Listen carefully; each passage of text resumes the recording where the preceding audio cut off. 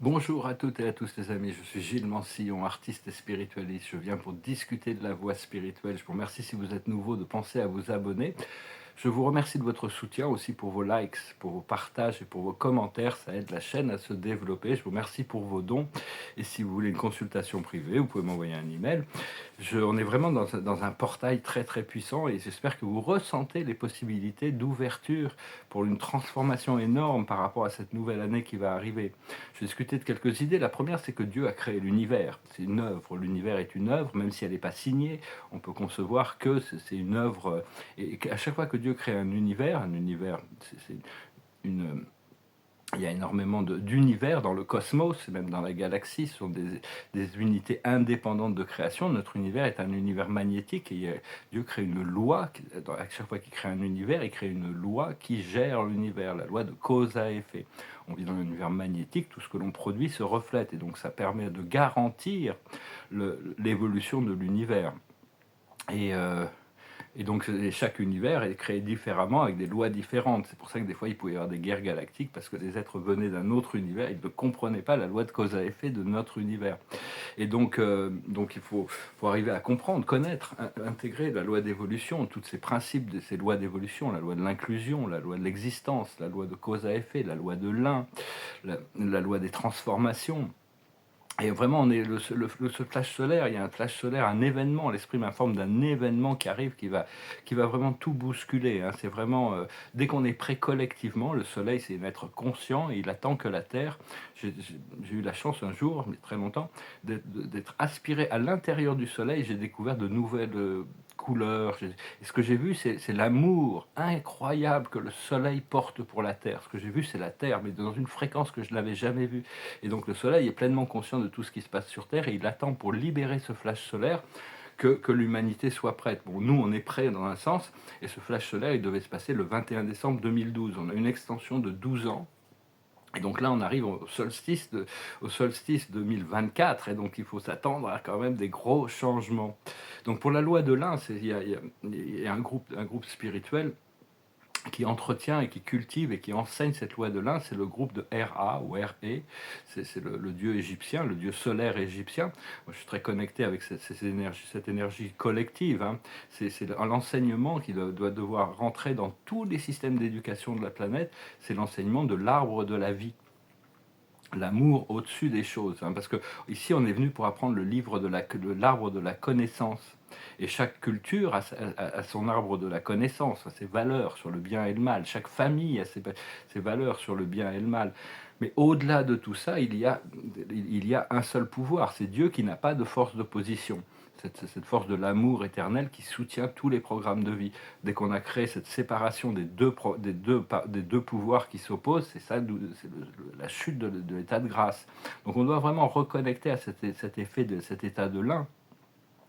Et c'est un seul amour qui est au-dessus de la dualité. Donc c'est vraiment cette force, cette connaissance de l'arbre de la vie. Ça ne veut pas dire que l'arbre de la connaissance n'a pas une valeur, parce que c'est grâce à cette intégration du bien et du mal qu'on peut devenir des créateurs conscients, lucides et compassionnels. Donc il faut arriver à intégrer tout ça et comprendre que ici sur Terre, la Terre est peuplée d'êtres humains. Les êtres humains, il y a des êtres humains, il y a beaucoup d'êtres humains qui sont des âmes en train d'étudier le programme humain. Mais il y a des millions d'êtres qui viennent des plans supérieurs, qu'on appelle les graines d'étoiles ou les travailleurs de lumière. Et donc c'est très très très divers l'âme humaine.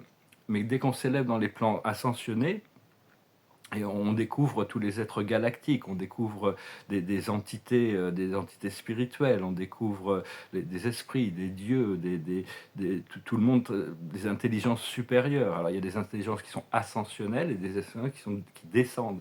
Ceux qui descendent ne sont pas des êtres évolutifs, ce sont des êtres qui viennent des plans supérieurs pour enseigner l'évolution. Et donc tout le monde est à sa place et il n'y a pas de... C'est beaucoup plus... enfin, il y a une énorme diversité et c'est très expansif l'univers. Et au plus on ascensionne, au plus il y a la diversité du monde spirituel devient... on peut voir de présence spirituelle parce qu'il y a beaucoup de présences qui restent complètement invisibles. Ce sont des observateurs silencieux qui nous entourent et nous encadrent. Même les maîtres ascensionnés ont ce pouvoir des forces ascensionnelles, des forces expérientielles qui ascensionnent, parce qu'il y a aussi des sagesses qui descendent, et donc tout le monde est à sa place, et tout le monde est en train de... tous ces êtres divins, tous ces dieux de la mythologie, toutes les formes de divinité sont en réalité unifiés maintenant et travaillent juste pour l'un. Il n'y a plus les archétypes négatifs et positifs qui se confrontent comme à l'époque de l'âge sombre. Donc c'est vraiment dans les plans spirituels, c'est vraiment la sagesse et le statut spirituel des êtres qui déterminent leur autorité et leur, le, le- le- le pouvoir qu'ils ont dans la réalité. Et au plus un être est élevé spirituellement, au plus il a de pouvoir et d'autorité. Bon, c'est-à-dire que des êtres qui viennent de plans très supérieurs pourraient vraiment harceler certains, même le père et la mère de notre univers, mais ils ne le font pas, bien sûr. Hein, ils sont qu'amour et ils sont soutien. Donc tout ça, c'est arriver à prendre conscience de notre... re-rentrer dans notre nature, dans notre moi connecté pour pouvoir puiser dans toutes ces ressources infinies du monde spirituel. Hein. Petit à petit, on rentre on s'intègre dans cette connaissance, tout en laissant intégrer cette connaissance petit à petit grâce aux forces magnétiques de la cause et l'effet. On est inclus dans la vie, hein, on ne peut pas jamais être extérieur à la vie. On a une créature, on a été créé, la loi d'existence, on a toujours existé dans une forme ou une autre. Tout est en éternelle transformation, à part la source et les lois qui ne changent pas. Et tout est un et un est tout. Hein. Donc c'est des lois qu'on va commencer à intégrer. La loi de la grâce aussi, le pardon inconditionnel, l'amour inconditionnel transcende le karma. Ça nous permet de nous libérer, des blocages qu'on peut encore avoir. Donc voilà, je vais juste vous saluer assez rapidement. Là, je me suis remis un petit peu à peindre, donc je vais retravailler un petit peu. Je vais tirer quelques cartes oracle, chanter une petite chanson. Et... Oups, toutes ces cartes qui sont sorties là. Voilà. On va tirer une carte avec ce tarot là, qui est un oracle. Aujourd'hui, on a la joie. Ah, bah, c'est bien, la joie. C'est la carte de la joie. Kuan Yin, c'est la déesse de la compassion. Hein. C'est aussi un maître ascensionné qui prépare le Nessara depuis très longtemps avec Saint-Germain. Ils ont accumulé des réserves de métaux précieux pour garantir une nouvelle économie qui va bientôt être implémentée, à une redistribution des richesses où tout le monde pourra. On ne peut pas passer d'un monde monétarisé à un monde libre d'un seul coup. On doit passer par un système de transition qui passe d'un système de pénurie à un système d'abondance avant de pouvoir se débarrasser de... Il y a tout un système de transition. On ne peut pas passer d'un monde sans frontières, sans possession, d'un seul coup. Hein. Il y a tout un programme de transition qui est prévu par le Créateur pour s'adapter au fur et à mesure. Et on est prêt à s'engager pour arriver sur la scène terrestre, pour remettre un peu d'ordre et rediriger sur... Personnellement, je crois que c'est la qualité de la vie de tous les citoyens qui est importante au niveau politique, plutôt que des ambitions personnelles qui servent des intérêts privés. Donc tout ça, ça va se mettre en place. Donc Kuan Yin, elle dit amour et compassion. Un temps de guérison. Vous êtes inondé d'amour et de lumière. Acceptez ce cadeau. Une nouvelle joie de vivre va remplacer la tristesse. Donc c'est important de comprendre que bon, on a vraiment tourné une page et qu'il y a plein de choses qui sont en train de se réaliser, se manifester. Je vais tirer quelques oracles avec ça s'appelle les murmures de la sagesse, les murmures de la nature, pardon. Alors là, l'observateur, il dit faites un vœu. Donc c'est important de faire des vœux, d'avoir des aspirations, de demander, de prier, de continuer à se tourner vers la source en demandant ce que l'on veut. Ce qu'il faut, la sagesse, c'est amplifier vos émotions positives. Les émotions, c'est quelque chose, ça peut être une épée à double tranchant, ça peut être la tristesse, mais ça peut être aussi la joie. Donc il faut vraiment cultiver, nourrir ces émotions positives, parce que c'est l'émotion qui nous élève, c'est l'émotion qui, grâce à nos ressentis. Les émotions, c'est plus un baromètre aussi. Si on est heureux, ça veut dire qu'on est en alignement avec notre moi supérieur. Si on n'est pas heureux, c'est qu'il nous reste des choses à balayer, à nettoyer pour trouver cet alignement et cette paix de notre esprit. Ce qu'il faut comprendre, c'est que vous en valez la peine. You are worth it.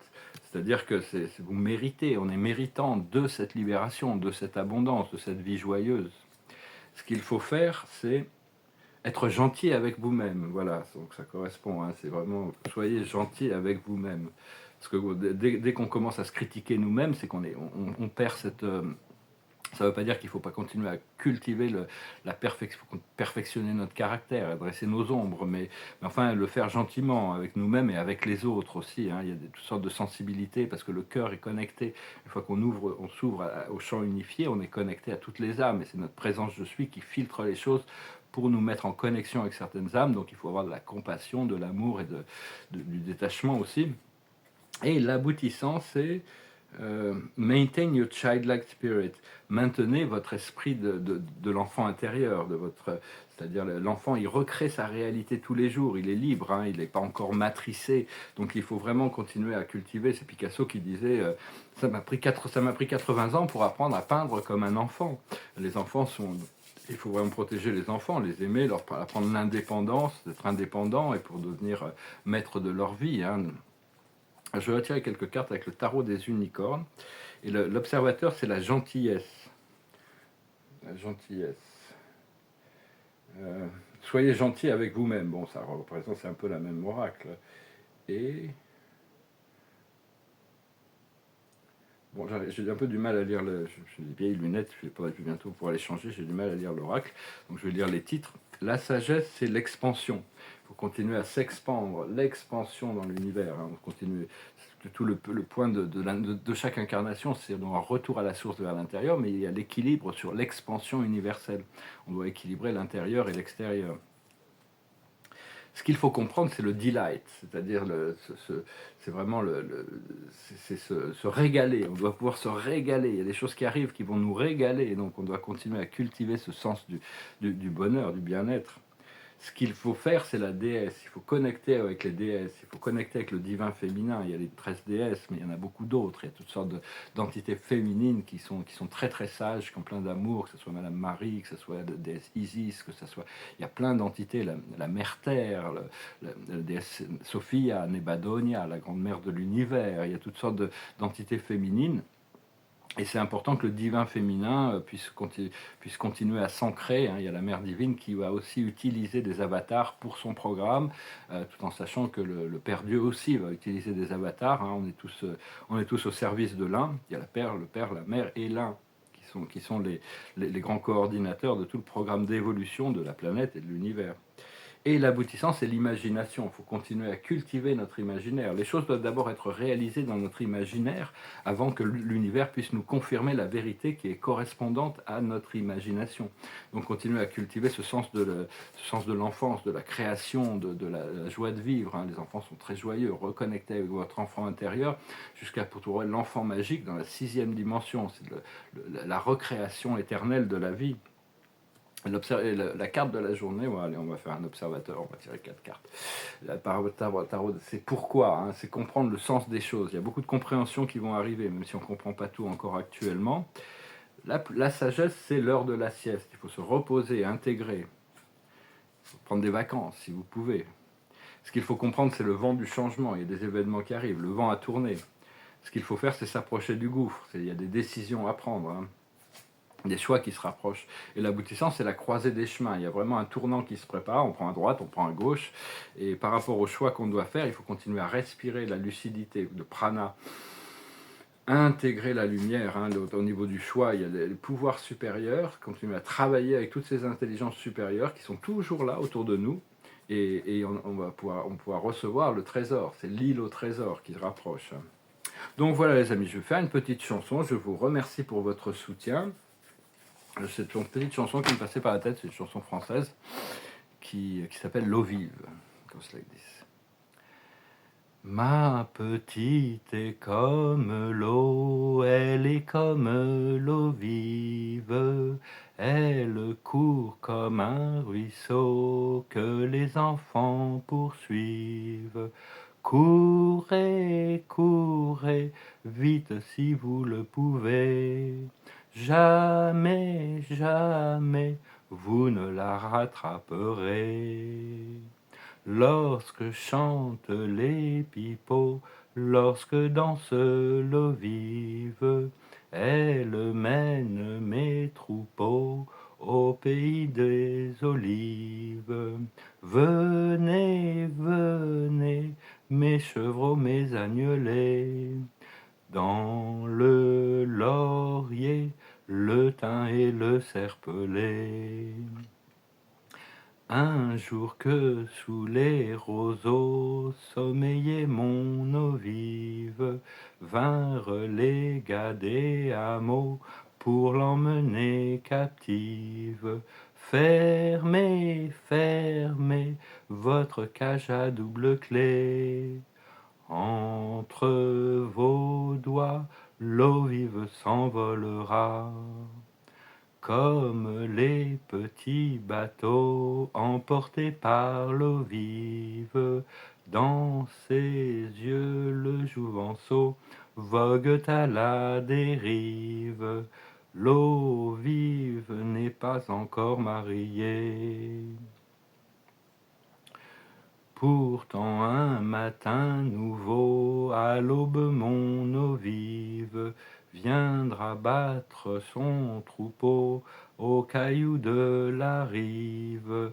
Pleurez, pleurez, le ruisselet là s'en est allé. S'en est allé. Excusez-moi, j'ai pris des notes, c'est un peu, il faudrait que je réécrive ces chansons. Voilà, c'est une belle chanson. Je vais retirer quelques cartes. J'ai un petit peu. Voguez, voguez, demain vous l'accosterez. Ah bon, j'ai un petit peu, bon, c'est un peu une version. Je vais bientôt m'y mettre, mon amie ici, elle fait le conservatoire de musique, elle va pouvoir m'entraîner un petit peu à chanter un peu plus professionnellement, disons. Et donc, l'observateur de la journée, c'est le courage. Il faut avoir du courage. Le courage, plus on a de courage, plus notre compassion et notre lucidité se développent. C'est un peu avec le courage, toutes les autres vertus arrivent. Hein. C'est comme la patience. Si on a la patience, tout arrive. C'est bien de développer une vertu, même si on ne peut pas toutes les développer, qu'il y en ait une qui soit dominante. La bonté, c'est déjà quelque chose de très bien aussi à développer. La plus haute sagesse, c'est la potentialité. Comprendre ce qui est potentiel pour le rendre actuel. Ce qu'il faut comprendre, c'est la patience. Chaque chose vient en son temps. Hein. Ces choses, si on cherche trop à attraper les choses, elles partent devant nous. Par contre, si on est réceptif, elles viennent à nous. Suis-moi, je te fuis. Fuis-moi, je te suis. Hein. C'est vraiment la vie, c'est une sorte de danse. Ce qu'il faut faire, c'est l'enthousiasme, rester très enthousiastique. Et l'aboutissant, c'est la droiture. On va être droit, on va vraiment être aligné dans notre présence je suis, et on va être vraiment, c'est vraiment une question d'être droit, d'être honnête, d'être sincère, et de continuer à cultiver ce sens de soumission à la sagesse qui vient de l'intérieur de nous. Voilà les amis, je vous salue, je vous remercie pour tout, et je vous souhaite une excellente journée. Namaste.